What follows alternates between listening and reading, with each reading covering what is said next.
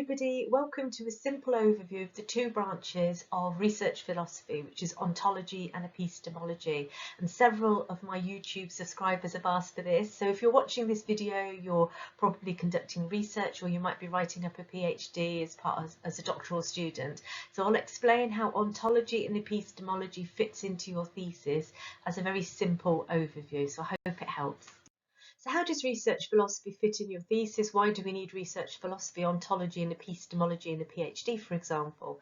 So research philosophy section, ontology and epistemology, are usually discussed at the start of a methodology or before you start your methodology and method section. It's part of justifying the research decisions and the overall research approach that you've taken. So philosophy provides a point of view and a belief construct about the nature and the value of things, and to make sense of the world. And as researchers, we need to consider our role and the research values and assumptions that we hold. So research philosophy informs your chosen research paradigm and in turn your research methodology and research methods. And you've got this funneling down from this larger foundational concept of research philosophy, which informs your research paradigm. The research paradigm is the overarching framework guiding your research study. And there are three main types of research paradigms that reflect core philosophical assumptions that determine how your study will be conducted. For example, we have the research paradigms of positivist, interpretivist, or pragmatism, pragmatic view. If you take a positivist research approach, you're going to be collecting quantitative data. If you use a more interpretative research approach, you'll be collecting qualitative data. Or if you use a more pragmatic approach, like I did in my study, I was conducting a mixed method study of using qualitative and quantitative data. And I have a video on my YouTube channel explaining those three research paradigms in more detail if you're interested. So research philosophy supports your research paradigm, methodology, methods, and your research decisions, which are all informed by your philosophical assumptions. And this is where ontology and epistemology comes in. So ontology and epistemology are the two core branches of research philosophy, and philosophical considerations in a research study encompass the researcher's perspectives. So your overarching philosophical stance in your research study needs to be reflected upon and explored with your supervisors. What assumptions are you making relating to this research study? What are your experiences? What's your background? What does the literature say? All of this comes into giving you your philosophical stance. Ontology focuses on the study of existence and beliefs about truth and reality. So as a researcher, you need to answer the question, what is the nature of reality here in this situation, in my study? And ontology is concerned with what exists. And is there one reality and truth, or is there multiple based on personal experiences and perspectives and context? In comparison, epistemology focuses on the study of knowledge and how the researcher can know this reality. So knowledge might be perceived as an objective truth that needs to be discovered, or it could be subjective truth based on perceptions and experiences and interactions with the world. So I see ontology focusing on the what, like what is the situation here? What's the nature of reality in my study? Whereas epistemology is examining how can I best examine that reality. So when you're exploring your ontological perspective and assumptions with your supervisors, looking at your research study, ontology is sometimes explained using a spectrum or a continuum. And at one end of that ontological spectrum, we've got a realist perspective where a single reality exists, which is independent from the person. So it's driven by objectivity and deductive reasoning. And so that would link to a quantitative approach, research approach. At the other end of the ontological spectrum is the relativist perspective.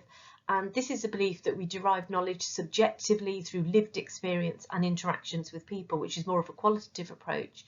In relation to my study, along that spectrum, it wasn't an either or relativist or a realist perspective. It was along that continuum in the middle, really, as a mixed method study. So I didn't have one reality existing because I was looking at nurse-patient interaction, so there was different perspectives, but they needed to be debated and to be examined using quantitative and qualitative data. So these are sort of areas that you can explore with your supervisors when you're looking at your ontological perspective. So when you're reflecting on your epistemological perspective with your supervisors or on your own, there's several epistemologies that exist. I've linked them to three main research paradigms here. And it's good to reflect with your supervisors. Are you looking more at collecting qualitative data, for example, or quantitative data, or a mixed method study that align to these different epistemological perspectives and these three research paradigms that I've presented here? So we've got positivism, and this is where knowledge can be measured using reliable tools. So this reflects an objective approach, it's deductive reasoning, for example, quantitative research methods where your research study where you're going to prove or disprove a hypothesis, or are you examining causal relationships or predicting and measuring differences between groups where you'd be using quantitative research methods and statistical data analysis. So for example, a randomized controlled drug trial where we're measuring using reliable standardized tools. Then you've got an epistemological perspective, which is more interpretative, where the researcher assumes that knowledge needs to be interpreted and meaning is going to be discovered from subjective qualitative research, for example, analysing narrative using patient interviews. Then we've got pragmatism, where knowledge is based on the research question and the problem. So knowledge is examined using whatever tools the researcher needs to, that are best suited to that study to solve a research problem or answer a research question. So pragmatism linked more to my mixed method study because I use quantitative and qualitative data methods. So it's really helpful to look at those at the epistemology, looking at positivism, interpretivism and pragmatism, for example, as a start with your supervisors, and reflecting on the type of study that aligns to the knowledge that you want to look at in your study. So I thought it'd be helpful for me to give you a bit of an overview, a practical application for my study. I chose to do a mixed methods research study where I used quantitative and quantitative research methods.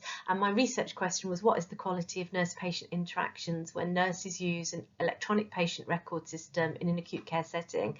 So this was a multifaceted, multidimensional phenomenon of interest. And when I was reflecting on my ontological perspectives, I was bringing in all my experience because I was a registered nurse for over 30 odd years, and this was an area I was really interested in, and there was no one reality existing because there was nurses and patients interactions and perspectives, and we had this social context. And I really felt that a pragmatic research approach was needed to answer this research question, where I could I conducted observations using a quality of interaction schedule to assess the duration and quality of nurse-patient interaction. So I had this quantitative data and then the qualitative data linked to nurses and patients' interviews. So overall, my study aligned to the philosophy of pragmatism, which assumes that researchers should use the best philosophical and methodological approach to investigate your research problem or answer your research question. It's based in a social reality, which was ward environments, for acute care ward environments for my study.